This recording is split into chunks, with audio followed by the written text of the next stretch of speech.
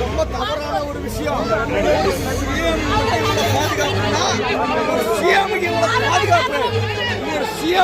பாதுகாப்பு ஆனா பொதுமக்களுக்கு ஒரு இல்லையா, ஒண்ணு இல்லையா, எதுவுமே இல்லையா? ஓட்டு போடுவோம் நாங்க தான் ஓட்டு போடுவோம் உங்களுக்கு. ஆனா நாங்க தான் சிஎம் ஆகும் நாங்க. ஆனா எங்களுக்கு பாதுகாப்பு இல்லையே, எங்களுக்கு பாதுகாப்பு இல்லை. அப்ப என்ன பண்ண போறீங்க? அரசியல் பண்ணி என்ன பண்ண போறீங்க? பொது மக்களுக்கு நல்ல